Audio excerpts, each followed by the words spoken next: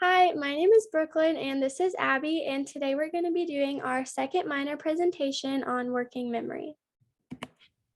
So working memory is the ability to store or manipulate information, and it's really helpful with short-term memory. So we chose our working memory task to be associated with going to the grocery store. Looking back at both Abby and I's discussion posts, we both kind of said two separate things that we felt was stronger with our working memory. So I felt that my visual spatial sketchpad was stronger, which is associated with the grocery store by writing the list of items down, along with associating them with a specific acronym. And this highlights the need for what visual learners need to do in order to remember what to buy. And Abby felt her phonological loop was stronger. So the way this can be incorporated with going to the grocery store is memorizing the specific sequence or the specific acronym that is associated with what needs to be bought at the grocery store. So we kind of combined both, and going to the grocery store can sometimes be a tough task because of our short-term working memory, which if you don't typically write down the list, you can sometimes forget. So we associated an acronym with a list of items that we were going to buy from the grocery store in order to incorporate both the visual spatial sketchpad and the phonological loop of the working memory. So for our grocery list that we kind of compiled together, we said we needed Dove body wash, some Pringles. We said Cheez-Its, water, taco seasoning, toilet paper, bread, apples, and donuts. So this can be quite hard for somebody to remember just by reading it once or twice.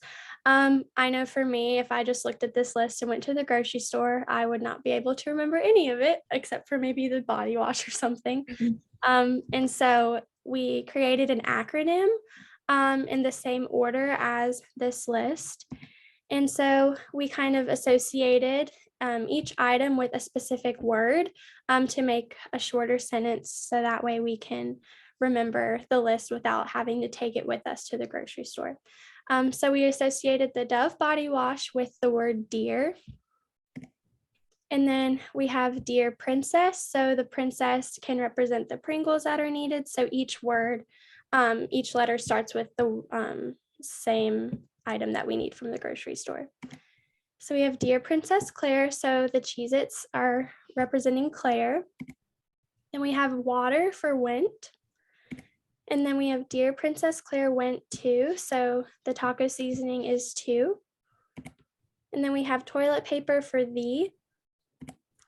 And then we have Dear Princess Claire went to the ball. And so for ball, we have our bread. And we have Dear Princess Claire went to the ball. And so our and stands for the apples. And our last one is donuts. So we said dance. So it's Dear Princess Claire went to the ball and danced. So this is a lot easier to remember rather than compiling a huge list of things and trying to just memorize all the random items. So that way it's associated in one clear list. So it's a lot easier to remember. So there can be good and bad performance when using the acronym. And a good performance can be that the shopper will successfully obtain all those necessary items using the acronym. So they'll be in the store and they'll recite it and be like, oh yeah, I need Cheez-Its. Oh yeah, I need water. And all the items will be put in the cart. The other option is a bad performance. So if the shopper forgets a portion of the acronym and leaves out specific items, like maybe they forgot the last part that's and danced, and they missed out on the apples and the donuts, and that can be considered a bad performance because they did not get each item. Mm-hmm. And who is likely to succeed? Those with a good working memory will succeed because they will correctly recite the acronym and associate it with the items.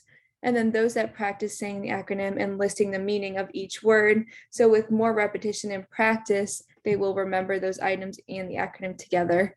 And maybe the younger generation, because as we get older and we're losing some of that memory, we won't be able to recall the items. And the skills that allow this achievement to be carried out can be repetition, like I mentioned. So like if you keep repeating the acronym before you go to the store, or keep it in the back of your head while you're in the car. And then how often you use acronyms, which all of us have used some in math classes or any other ways to remember items. How often you use lists, memorization, and your skills for creativity and being able to create those acronyms based on the items that you need. And that's it. Thank you.